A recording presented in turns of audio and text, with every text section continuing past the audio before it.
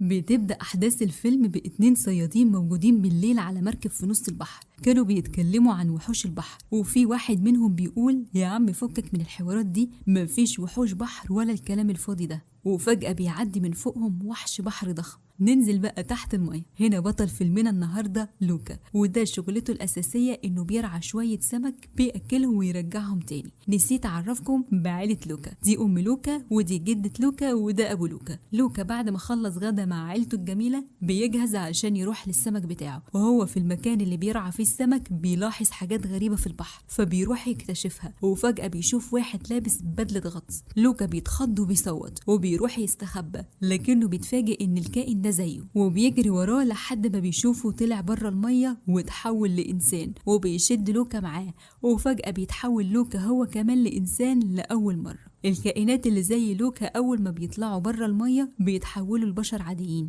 هم بيقولوا على البشر وحوش الأرض، والبشر بيقولوا عليهم وحوش البحر. يا ريت يخلصونا بقى من سوء الفهم ده. لوكا أول ما تحول بيفضل يبص حواليه مذهول من الجمال اللي شايفه. بيرجع تاني للمية وبيقول للولد ده اللي بيكون اسمه ألبرتو أنا مفروض ما كنش هنا.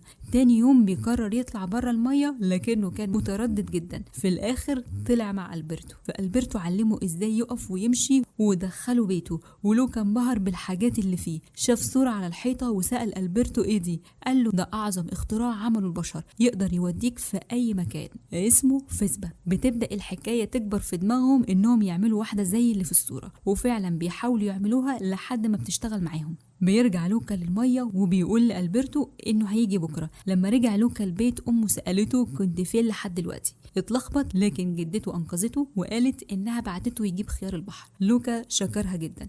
تاني يوم ألبرتو قال له تعالى نجرب الفيسبا دي. ركبها لكنها اتكسرت، وجربه تاني وبرضه اتكسرت. وفي مرة قال له ألبرتو اركب ورايا. لوكا كان خايف لكنه ركب، وحصلت النهاية المتوقعة، الفيسبا اتكسرت وبيوقعوا في المية. بعد كده بيروحوا يريحوا شوية وبيشاور لوكا على القمر والنجوم وبيسأل ايه ده؟ بيجاوبوا ألبرتو العالم الفصيح إن دي عبارة عن أسماك، واللي في النص السمكة الكبيرة اللي بتحميهم. كل ما لوكا بيروح لألبرتو كان بيعمل خيال مآتة من الصخور وبيسيبها مع السمك. أمه اكتشفت خيال المآتة وقررت تراقبه. ولما رجع البيت أمه اتعصبت عليه وقالت له هخليك تروح تعيش مع عمك المرعب ده لحد آخر الموسم. وطبعا لوكا رفض. راح لوكا لألبرتو يحكي له همه، وألبرتو قال له فكك تعالى نروح مدينة البشر، هناك نقدر نشتري الفيسبا ونبقى أحرار. وفعلا راحوا. لوكا انبهر بكل حاجة، لكنه خاف لما شاف تماثيل لصيادين بيصطادوا وحوش البحر. وقال لألبرتو وجودنا هنا خطر علينا يا صاحبي. وبيقابلوا الولد اللي شايف نفسه ده وفضل يتريق عليهم وعلى لبسهم وعلى ريحة لوكا اللي كلها سمك. جت جوليا ووقفت له واخدت معاها لوكا وألبرتو ومشيت، وقالت لهم أكيد انتوا هنا عشان المسابقة، وبتمشي. فلوكا بيقول لألبرتو احنا لازم نشترك في المسابقة دي علشان نكسب الفيسبا زي الواد الاتم اللي قابلناه. فبيروحوا ورا جوليا وقالوا لها لو فزنا في المسابقة هنكسب فيسبا. قالت لهم لا، هتاخدوا فلوس تقدروا تشتروا بيها فيسبا. وقرروا يشاركوا في المسابقة. فبتقول لهم جوليا انهم لازم يهزموا أركولي الواد الاتم اللي قابلوه، وده محدش هيهزمه غيري لانها شايلة منه جدا. وبتشرح لهم المسابقة وبتقول لهم المسابقة 3 مراحل: مرحلة سباحة، ومرحلة أكل مكرونة، ومرحلة ركوب العجل. وكمان ينفع الاشتراك بشكل فردي أو بفريق. وبيقترحوا إنهم يعملوا فريق مع بعض وبيقسموا مراحل المسابقة ما بينهم.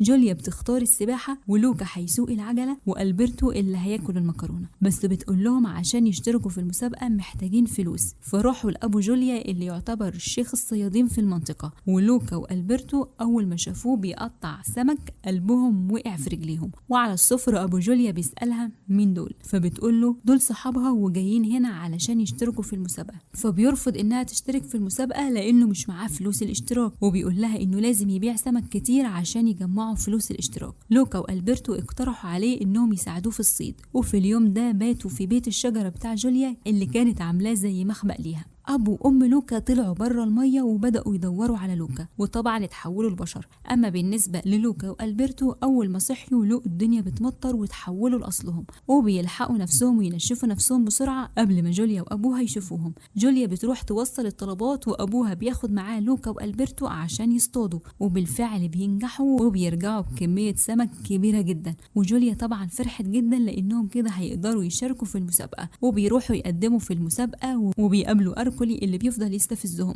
وبعدها بيروحوا يتدربوا عشان المسابقة فاضل عليها أسبوع بس. في الوقت ده أبو وأم لوكا كانوا بيدوروا على ابنهم، وكل طفل بيقابلوه بيغرقوه مية علشان يلاقوا ابنهم. نروح للوكا اللي كان بيقول لجوليا انه نفسه يجيب فسبة عشان هو والبرتو كل يوم يروحوا مكان جديد، وكل ليلة ننام تحت السمك، كان يقصد النجوم اللي في السماء. وقال لها انت نفسك تكسبي ليه؟ قالت له علشان اقول للناس كلها ان انا فزت بس كده. قالت له على فكرة اللي في السماء ده مش سمك زي ما انت فاهم. وبعدها اخدته وخلته يشوف من التلسكوب، وقالت له انت شايف اي سمك قدامك؟ وفهمته ان ده مش سمك دول نجوم، وجابت له كتب العلوم بتاعتها وبدات تشرح له، وهو كان مبسوط جدا. قالت له انها بتروح المدرسه، فقال لها طب ينفع اروح المدرسه انا كمان؟ قالت له بس الموضوع محتاج فلوس. قال لها طب ممكن اخد الكتاب؟ قالت له اعتبره بتاعك. اما ابو وام لوكا فكانوا لسه بيغرقوا العيال في الميه عشان يكتشفوا لوكا لحد ما تعبوا وقعدوا. ام لوكا قالت شكلنا ضيعنا الواد يا ابو لوكا. وهما بيتكلموا كده لوكا بيعدي قدامهم مع اصحابه وبيعرفوه، وهو كمان بيعرفهم بس بيهرب منهم وبيكملوا تدريب.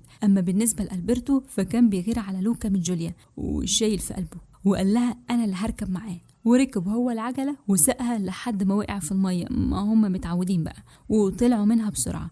جوليا وصلت لهم وفضلت تحضنهم لما لقيتهم لسه بخير. ألبرتو عرف من الحوار اللي ما بين جوليا ولوكا إن لوكا عاوز يروح المدرسة، فاتضايق وقال لها طب هم ينفع ياخدوا وحوش البحر في المدرسة؟ ولوكا حاول يسكته، لكن ألبرتو قرر يوري جوليا حقيقته ورمى نفسه في المية وتحول لأصله، وجوليا خافت.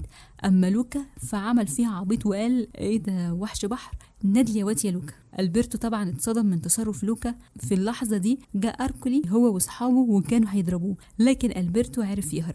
جوليا ولوكا رجعوا البيت، وجوليا كانت شاكة في لوكا ودلقت عليه مية وعرفت ان هو كمان وحش بحر. قالت له انت غبي يا ابني، ما لقيتش غير شوارع المدينة دي تيجي فيها، وكمان قاعد في بيت شيخ الصيادين، انت لازم تمشي حالا. لوكا راح لألبرتو بعد ما حس بالذنب، وهناك عرف منه ان ابوه سابه وسافر من زمان وان الموضوع مأثر فيه جدا. قال له انت كمان ما بقتش تحتاجني يا صاحبي. لوكا حاول يعتذر له، لكن ألبرتو قال له خلاص انا مش عايز اشوفك تاني. لوكا قرر يطلب تقسيم الفريق ويدخل المسابقة لوحده، لبس بدلة حديد علشان يخبي نفسه وقت السباحة. بدأت المسابقة وخلص مرحلة السباحة على خير، ودخل على مرحلة أكل المكرونة وعداها. بعدها دخل في مرحلة ركوب العجلة. أركولي كان بيحاول يرخم على جوليا لكنها كملت، ومن حظ لوكا الحلو الدنيا مطرت فجأة، وأهل لوكا استخبوا تحت مفرش، ولوكا لبس مصفة المكرونة على راسه علشان يخبي نفسه من المية. وفجأة بيظهر ألبرتو ومعاه شمسية وبيجري على لوكا، لكن أركولي زقه فوقعت الشمسية واتكشف ألبرتو. أهل المدينة اتخضوا وألبرتو وقع في شبكة صيد. لوكا جري عليه وطلعه من الشبكة وركبوا العجلة سوا، وأركولي كان بيطاردهم، لكن جوليا قدرت توقعه من على العجلة قبل ما يوصل لهم. الناس اتجمعت وجا والد جوليا وكان ناوي يقتلهم، لكنه لما عرف انهم لوكا وألبرتو تراجع. الصيادين وأركولي اتجمعوا عليهم علشان يخلصوا عليهم، لكن والد جوليا الراجل الكبير المحترم وقف لهم وقال ما حدش يقرب منهم، واعلن فوز لوكا وألبرتو. وأركولي فضل يزعق دول مش بشر ما ينفعش يكسبوا، بس محدش اداه اي اهمية. واصحابنا الحلوين عملوا حركة عجبتني جدا جدا جدا، شالوا أركولي ورموه في النافورة وتصالح أهل المدينة مع وحوش البحر. أما لوكا وألبرتو فأكيد اشتروا الفسبة. وفي آخر مشهد جوليا كانت راكبة القطر علشان تسافر لمدرستها، ولوكا اتفاجئ إن ألبرتو باع الفسبة وجاب له تذكرة علشان يروح المدرسة مع جوليا. كمان ألبرتو كان أقنع عيلة لوكا بحكاية المدرسة والسفر. لوكا ودع عيلته، وكان في مشهد مؤثر بينه وبين ألبرتو. وبكده نكون وصلنا لنهاية ملخص النهاردة. ما تنسوش تعملوا لايك وشير وتشتركوا في القناة. أشوفكم في ملخص جديد.